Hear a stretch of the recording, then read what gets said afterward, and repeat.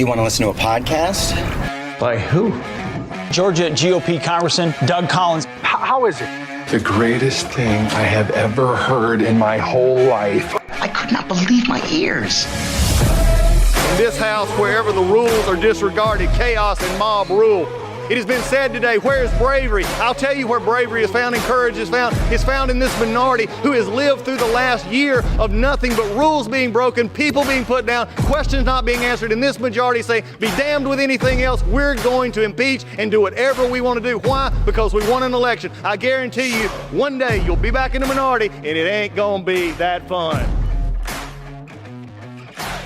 Hey everybody, welcome back to the podcast. They got a great show discussion today with a friend of mine, Senator Ron Johnson. Ron has been at the forefront of a lot of battles in D.C. over the past few years. He's actually one who asks questions. He doesn't mind the political retribution for asking the hard questions and making the tough statements, which makes him a little bit of, especially to the mainstream media, a pariah because they don't like to deal with the truth that he's giving. But today on the podcast, we're going to talk after the break. We're going to get into this, dive right into it. We hit everything. We hit Ukraine. We hit the Biden administration. We hit the border. We hit, the differences in what we can get done and what we can't get done in the United States House and Senate. And really going back to the real issue of why Congress is having trouble investigating a lot of the stuff that we see going on right now. Simply that Congress has abdicated in many ways its absolute right to oversee the federal government. And this is something we've talked about here on the podcast many, many times before, that when you get out of balance between executive, judicial, and legislative branches, then you have just a world of problems that we're going into. And we're seeing that right now and the Democrats are taking advantage of every power that the executive branch gives them, because really they have no pushback meaningful from the Congress, especially among Democrats in Congress, and we're seeing that in the United States Senate. But Senator Ron Johnson here with us today to talk about it as we get forward. So right after the break, we'll pick up our conversation with Senator Ron Johnson. Hey, folks, when you look out and you see the country and just the disarray it is, you see the Biden administration, you see the wholesale prices have just went through the roof again. Inflation is tearing us up.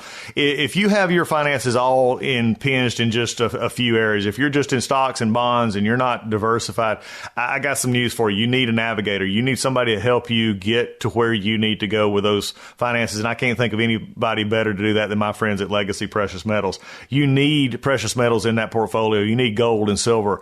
And Legacy Precious Metals, the folks there, they're the navigators. They know how to deal with tough times. They know and how to look ahead and take your personal situation and make it something that can be workable for you in the long term, because that's, at the end of the day, that's the one you're most concerned about. You need to make sure that your personal finances and your retirement are secure. You need folks like Legacy Precious Metals helping you in that. They will take the time to learn you. They'll learn your finances. They'll learn where your investment goals are, and they'll help you get there. And metals and gold right now, in this kind of crazy inflation, in this kind of crazy economy with the Biden's economy, is just, you need that help. And Legacy Precious Metals is the one to do that. So give Legacy Precious Metals a call, 866-528-1903, 866-528-1903, or you can always visit them online at legacypminvestments.com, and you can download their free investor's guide. Legacy Precious Metals, they're the ones you need. They're the navigators to help you through these turbulent times. Hey everybody, it's MyPillow's 20th year anniversary, and over 80 million MyPillows have been sold. Mike Lindell and MyPillow wants to thank each of you and every one of you for giving you the lowest price in history on their MyPillows. You will receive a queen-size MyPillow for $19.98. Regular price is $69.98, and just $10 more for a king size. You will receive deep discounts on all MyPillow products, such as bed sheets, mattress toppers, pet beds, mattresses, my slippers, and so much more. This is a time to try out something other than the amazing products that you've had your eye on. Go to mypillow.com, click on the radio podcast square, and use the promo Collins, Collins, to receive this amazing offer on the queen size MyPillow for $19.98, or call 800-986-3994. This offer comes with a 10-year warranty and 60-day money-back guarantee. It's time to start getting the quality sleep you deserve. You know how I know that? Because I sleep on a MyPillow every night. Go to mypillow.com and use promo code Collins, Collins, or call 800-986-3994 today. Hey, good morning. Here with Senator Ron Johnson. Ron, it's good to see you again, my friend. I hope all is well. Morning, Doug. Merry Christmas. Merry Christmas to you as well. Hey, I just left D.C. yesterday. My gosh. Have you? I mean, you and I both been up there a long time, and you've been seeing it. Has it gotten any more confusing, especially what we're seeing in the last little bit with both the House, the Senate, and everything else? Well, it's pretty dysfunctional, but I think the main reason for that is we have a Biden administration, and I've said this repeatedly, if you were asked to develop a strategy to destroy this country, you'd be real hard-pressed to come up with a better game plan than what is being implemented by Biden. The open borders, the 40-year high inflation, the war on fossil fuels, the embarrassing and dangerous surrender in Afghanistan that has emboldened our enemies and really set the world afire. So we are we're in the midst of a real decline in this country caused by Democrat governance. It is. Well, you just mentioned something that I've talked about a lot, and I think history is going to be more of a judge on this right now because, as you well know, the mainstream media right now just doesn't cover it. I trace a lot of, especially the dysfunction overseas. We're seeing Ukraine, Israel, everywhere else. Back to what you just said a minute ago, and that was the basic collapse in Afghanistan. I know y'all have done a lot of looking into that, seeing it. Expound on that a little bit more because I think people just really don't get how bad that was. Well, first of all, if you go all the way back, probably the best book I read in Afghanistan was written by special ops personnel who said we really had done what we needed to do in Afghanistan before Tommy Frank ever set a boot in the ground. So I think you have to first go back to that decision. We didn't learn the lesson of history. Nobody's ever been able to conquer Afghanistan. Nobody ever will be able to. So, I mean, that was unfortunate, but we were there. We made real progress. I mean, there were positive things. I mean, we made it a more open society for women. Girls could go to school. I mean, we were doing all those things. And we had an Air Force base, Bagram Air Force Base. It was a key Air Force base at a minimum after all of the the sacrifice of the finest among us with their lives and being wounded and not only that, but our national treasure. At a minimum, we should have maintained that air base to provide the Afghan security forces the backup so they could continue to hold the Taliban back. But we didn't do that. We just utterly surrendered. There was no game plan. We left behind close to $80 billion worth of very sophisticated weaponry that is probably being flooded throughout the world now, getting into the hands of other potential terrorists. So it was an unmitigated disaster, and it signaled to people like Putin, to Xi, to Kim Jong-un, to the Ayatollahs in Iran, the weakness of America, particularly under President Biden and the idiots that advise him. Yeah, that's another thing that you're dealing with. I mean, when you get with Jake Sullivan, you're dealing with Blinken, we're not dealing, and I'm just be blunt, we're not dealing with an A-team here. We're not dealing with a team that's even respected around the world. How has that affected? Because the Senate's always been a counterbalance in many ways to any administration, because especially with the influence of the foreign relations, the influence of the senators, how has that actually hurt senatorial relationships on foreign affairs with having such a weak foreign affairs team at the White House? Well, understand, even the Obama administration didn't respect Biden and his team. It was Defense Secretary Robert Gates has said that Joe Biden has been wrong on every major foreign policy issue in 40 years, and he was being advised by the same people. So it's not just lack of respect by the Ayatollahs and Putin and Xi. It's from members of his own party. And so, yeah, that's not helpful when they come before Senate.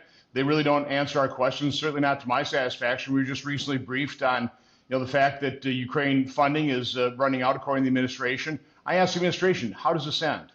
We're into this now bloody stalemate for 22 months. Every day that goes by, more Ukrainians die, more Russian conscripts die. I take no pleasure in that. More of Ukraine gets destroyed. I think there's a point in time where we could have deterred Putin from ever invading. I don't think he would have under Trump. But even under Biden, we could have deterred it. We didn't.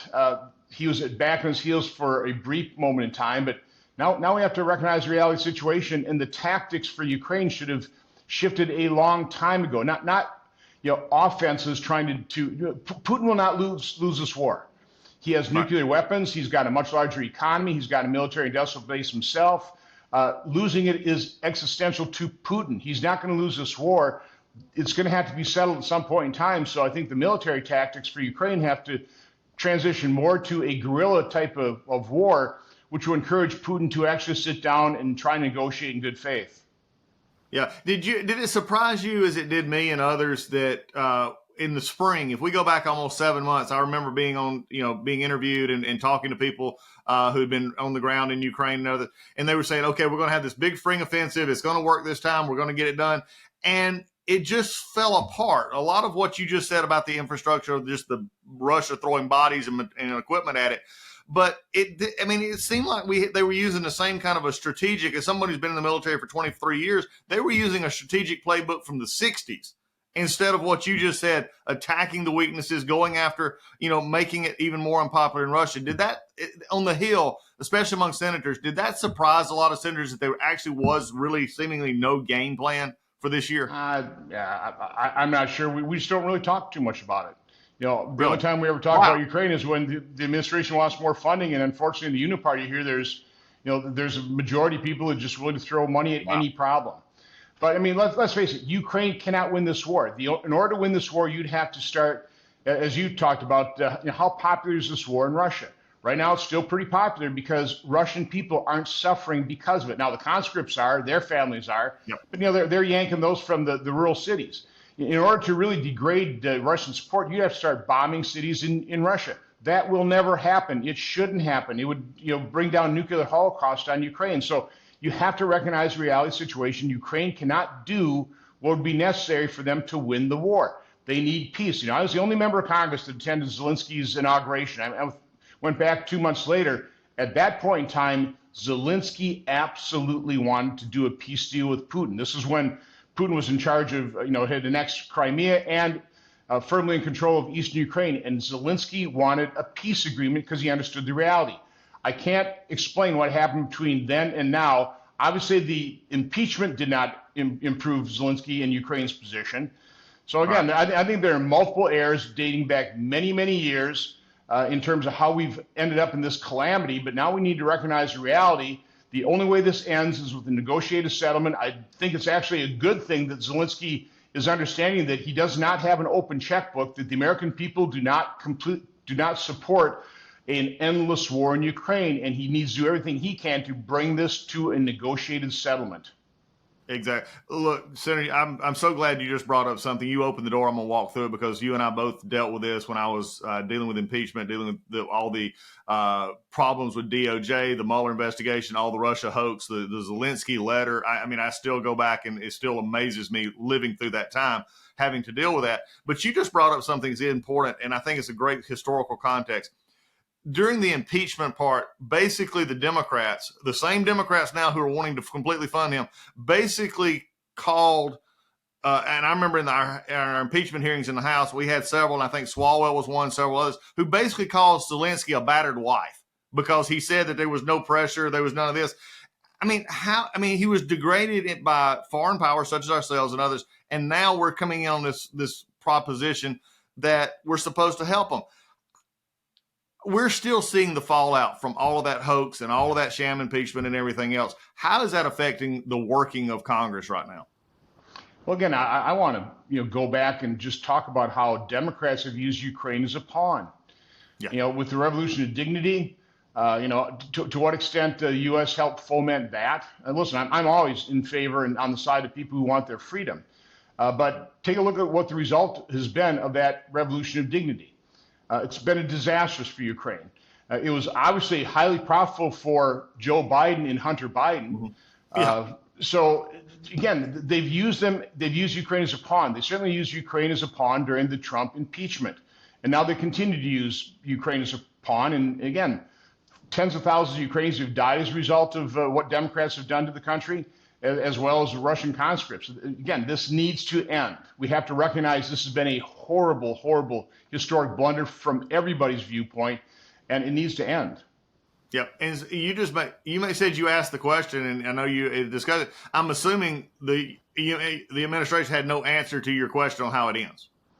Well, it's kind of more almost build up. We need to make more gains on the battlefield before we can bring Putin to his knees.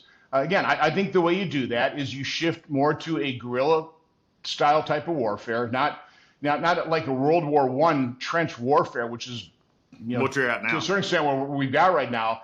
Just show Russia there's no way that you're going to continue. You're going to be able to come in here, take all of Ukraine. It is going to be a bloody, bloody mess. It's going to be an ongoing bloody mess. Even the territories you occupy right now, I think we ought to be supplying them things with, again, asymmetric weapons, drones, those types of things that could do some real harm to Russia if they continue to press any kind of offensive. So, again, you have to fight this smart, but you have to fight this for a draw, not for a win. Ukraine cannot win this war. They can fight it to a draw, and the sooner they do that, the better. Speaking of which, Ukrainian money now, and I know y'all had the meeting, with Zelensky, the second in command, and all came over. They're still begging for money. We got Israel, needing assistance as well. But dealing with one of the things that was also that you mentioned early on is now the money is dealing with a really real world problem here in the United States, and you being from the chairmanship perspective and others talking about our southern border and now tying money and trying to get this. Give us an update on where that is. I know it's been sort of all over the map even this week and going into the final holidays. Why is it the Democrats can't seem to see, besides the effects of saying we want to change the nation, we have a different immigration policy, what is the real issue there that they can't see the national security implications of our border? They want an open border. They want millions of people flooding in that are going to be loyal to them, vote for them sometime in the future. That's their top priority. Yeah, our top priority is recognizing the fact that the Democrat and the Biden administration's open border policy is a clear and present danger to America. It should be our top national and homeland security priority. And Republicans need to use any leverage we can to actually secure the border, not just getting the right language in place. I'm all for that. We need to do that as well. But we have to recognize President Trump, using current law, just sheer willpower, using Remain in Mexico, third safe country agreements with Central American countries, pretty well secured the border. We went from 144,000 encounters a month to 17 over a 12-month time period. So what I've been proposing, and I'm getting growing support within the Republican and Senate conference, is that our bottom line needs to be any funding for Ukraine must be contingent upon actually securing the border, not just border language, but actually, setting benchmarks. The metric should be the number of migrants that are dispersed in America each month, and that has to start declining dramatically over the next 12 months. And we'll allow $5 billion a month to flow if they hit those benchmarks. But again, you cannot count on President Biden to faithfully execute the law. This is a lawless administration. The Supreme Court rules that the eviction moratorium is unconstitutional. He extended it anyway.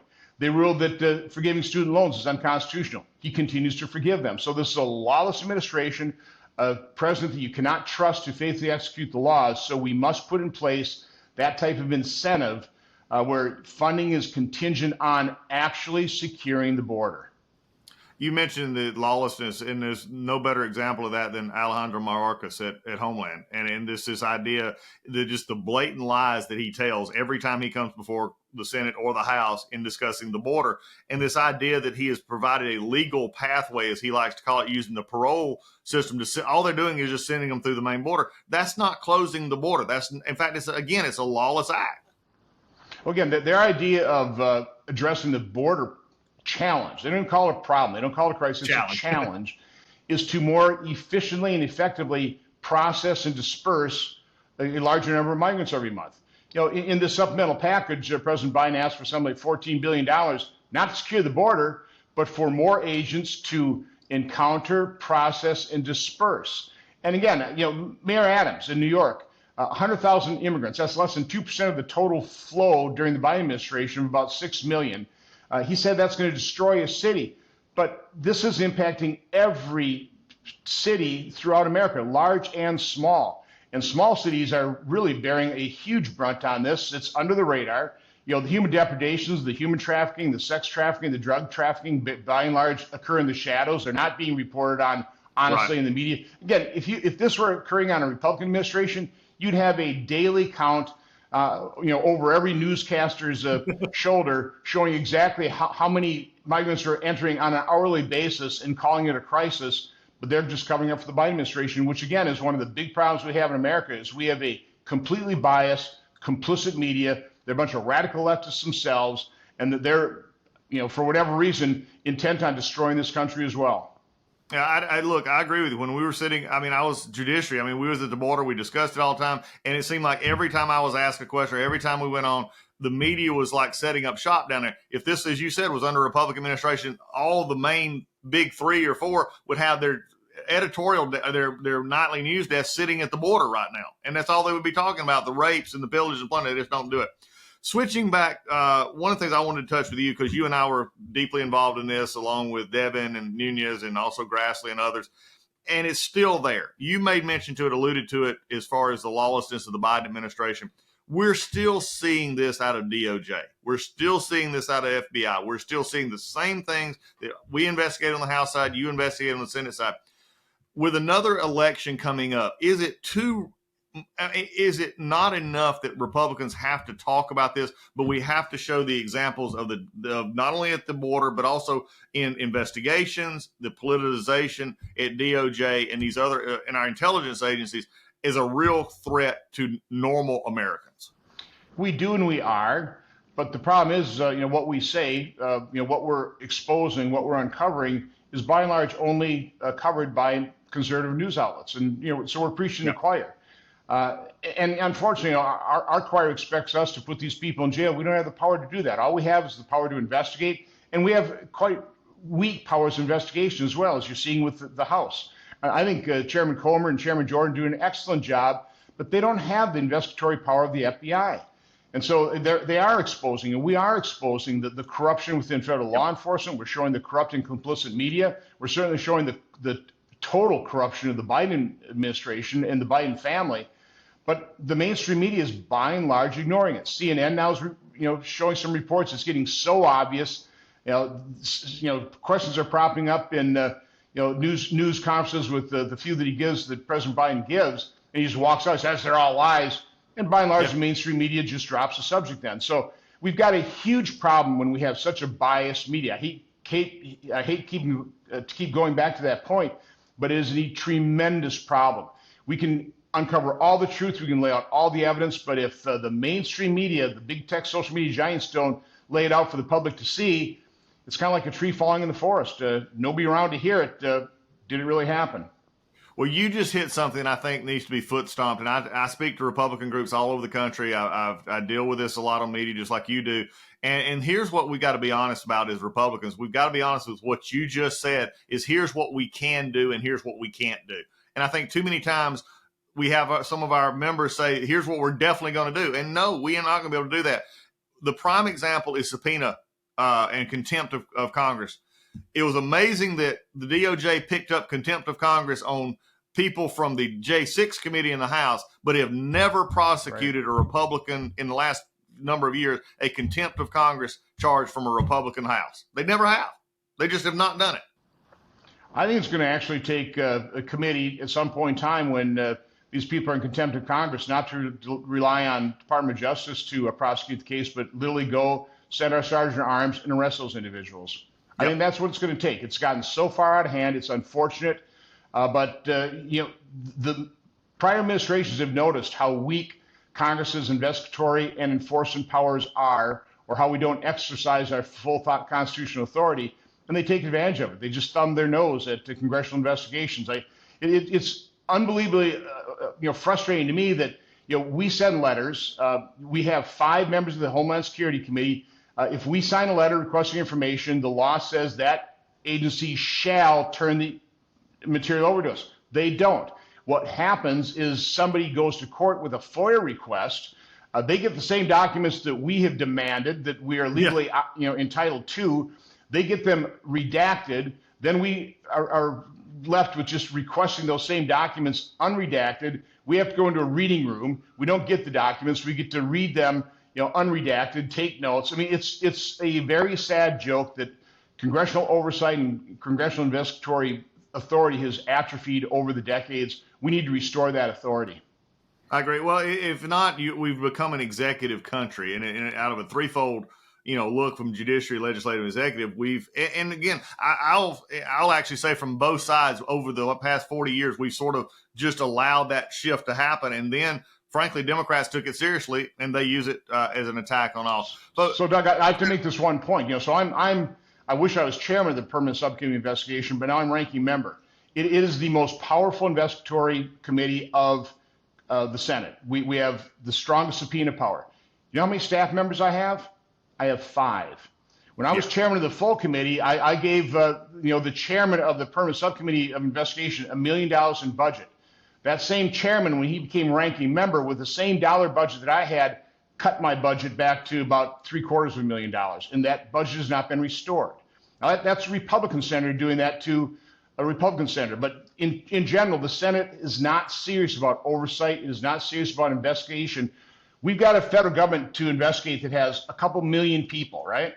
A couple million employees. We've got 5 investigatory staff members of the permanent subcommittee investigations that actually wants to investigate the government. The Democrats just want to investigate the private sector. We have more than enough investigators in federal and state and local law enforcement to do that. We need the federal government to be investigated, and again, I've got 5 staff members to do that. We need a much larger budget in the permanent subcommittee investigations. I agree. When I was in the House, we saw this, especially when the numbers flipped from Democrat to Republican, from Republican to Democrat back in 2018 into 2019, going into all that we had. The Nadler cut my budget. He cut back. He wouldn't let us have. I mean, again, they know how to use this. And again, it's sad that Republicans on Republicans do this. This is a even more of a problem when you look at looking ahead real quickly to finish up with this. I know the House has been in turmoil a great deal, and it looks like it's heading there again. How do you see that playing out for like National Defense Authorization Act and the now laddered step of the appropriations bills at the early part of the year? Well, I have to say this because I find it pretty outrageous that former Speaker McCarthy would just resign and leave the new speaker with even a more slender majority. I'm sorry. I think that is quite honestly outrageous. I mean, I didn't want to run for a third term.